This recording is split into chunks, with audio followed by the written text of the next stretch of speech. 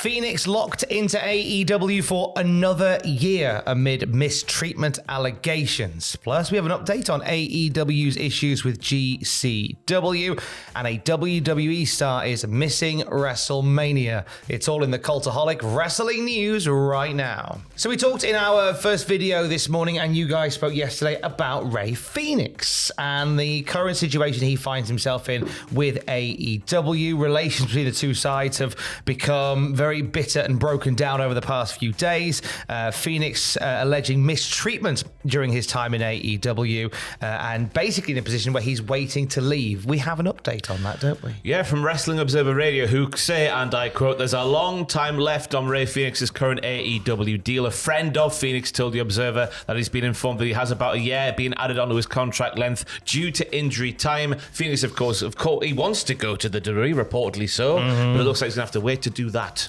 Him and his free agent tag partner Penta were very much in the news earlier in the summer, where they were apparently telling friends they were off to WWE. Penta's contract with AEW has ended and he's gone, but Fenix is staying in there for another year. This is something that AEW is exercising. WWE did similar things in the past, which we've brought to light, and in some cases it's a case of them just wanting to get the last bit of work out of their talent, and in some cases it has been a bit of a political tool that has been used on WWE side, and I think in this case on AEW side as well. Yeah, and you can see it from both sides, as I said earlier on. From Tony Khan's perspective, if they're doing it over there, why can't he do the same thing? But from the wrestler's perspective, you don't want to have that sort of arseholery done to you. No. So I don't know what to say. I can't win with a comment, Connor, in this sort of situation. And you know what? And I think AEW, I think we said this in the first video as well, AEW want to hide into nothing with this one, because if he stays, then it sets a precedent in one way. If he goes, it sets a precedent in another.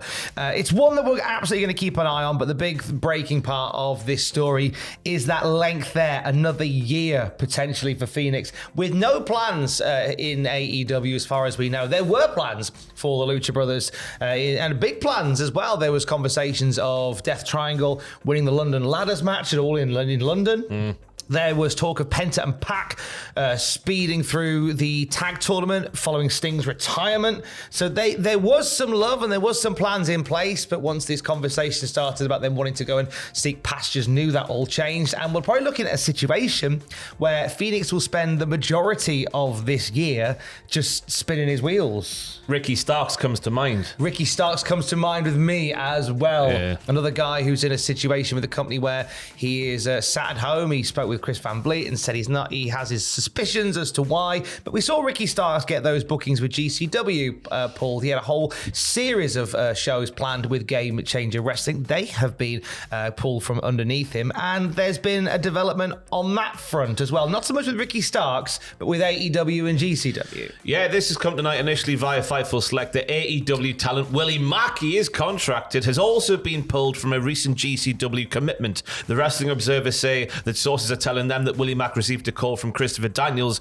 advising him not to go to the GCW shows, making it clear that he wasn't pulling him from the show, but he shouldn't go. Yeah.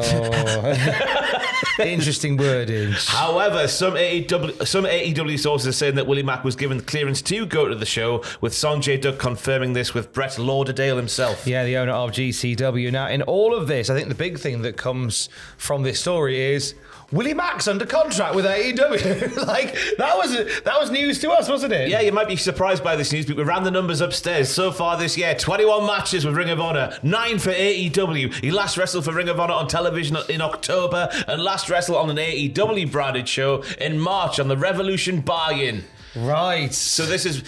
Because I saw this news, I was like, first and foremost, Willie Mack contracted. That's a bit of news. I didn't know that was a thing. But also, with all due respect to Willie Mack, he's not exactly one of the upper echelons of the card. So this story being out there just feels like someone's causing a nuisance. More pile on for the AEW behind the scenes goings on. You know what I mean? Just feels like the cat's been sat among the pigeons for no reason. And I think it's worth pointing out as well, because all of this allegedly stems from comments made by Effie on his podcast regarding AEW, which is why that was part of the reason why, according to reports, the Ricky Starks was pulled from those shows. However, we have got ROH Final Battle coming up, which is headlined by Chris Jericho versus Matt Cardona, who is ostensibly a GCW guy. Yeah. So it's an interesting one in terms of how these pieces are falling, in particular, because whilst we're hearing reports of AEW talent not being part of GCW events, but obviously Matt Cardona being part of an AEW adjacent event in Ring of Honor,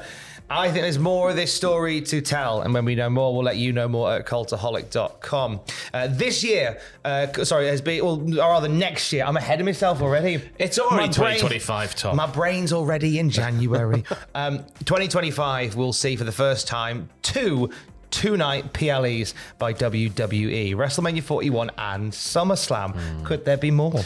TKO, COO, the big bird himself. Coo. Mark Shapiro spoke about this, the two-night thing, during the UBS Global Media and Communications Conference. And he's basically said there's definitely an opportunity for that 2 nights for more events. It's all a progression, a natural evolution. And that makes me terrified, Thomas. Oh, I don't mind a couple of two-nighters. For all of them, though? No, not for all. For more of them? Not for all of them, no. That is madness. Maybe for the big ones. I mean, the idea of a 2-night Royal Rumble, whereby you have the Women's Rumble and the Men's Rumble headlining both nights. That makes sense. Gives a bit of breathing room. I think the one you'd especially need a 2-night for, I think if you were going to do them for, would be the Rumble. Because it means that you could have those shows breathe a little bit, because they are packed in. Because WWE are running shorter PLEs in general.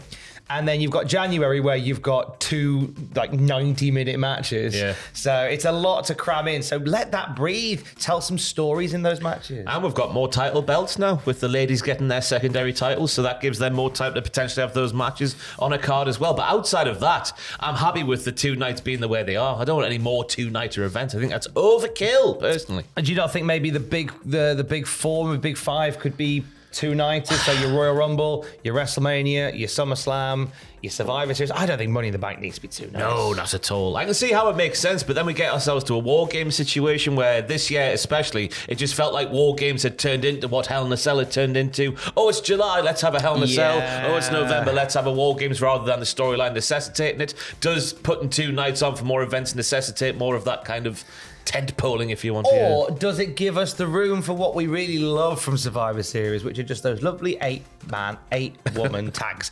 And I like them. I don't like them when it's Raw versus SmackDown. Like, who's got the best colored T-shirt? I like them when there are storylines that run through them, like from back in the day. I like having teams that have names. Yes, I like that kind of setup. So our 2-night Survivor Series would give us, to quote Hannah Montana, the best of both worlds, because we could have a War Games match and we could have some of those lovely traditional Survivor Series matches. Regardless of whether they are 2-night or 1 night, sadly, some tough news for a rising WWE star who's going to be missing the 2-night Mania next year. Yeah, so last week on SmackDown, WWE announced that Bronson Reed would be out indefinitely, and now there has been more developments on this. Wrestling Observer Radio reporting that Reed is not expected to be back for WrestleMania, as Tom just said there. He'll be on the shelf for a long time. The quote is, I asked somebody there, and he is not expected back for WrestleMania. He's expected to be gone for a long time with that broken foot. He's been part of a significant push on WWE TV, feuding with Seth Rollins. He was part of the War Games match where that injury did occur as well. And I think there were big things in place for him. I got the vibe that maybe Drew came back. A few people have said Drew's return was a few weeks early. And the status has changed somewhat. Because I feel like maybe we're going to get Bronson Reed and Sami Zayn spinning off from Survivor Series. But as it stands, gutted for Bronson Reed. But he put it himself on Twitter. Injuries are temporary, moments are forever. Yeah. So Bronson's got he's got a good mentality, and I'm no doubt he's going to come back. And he's going to come back bigger and better and stronger. We love Bronson Reed. Yes. Up the Bronson. Up the Bronson. All the way up the Bronson. For Hold and Give, it's nearly time. 4 p.m. today will be there, unless I die while shooting a punishment video, which will be live this week at patreon.com/Cultaholic. And for the very latest wrestling news at any time, you can check out Cultaholic.com. Stay safe. I love you. Bye.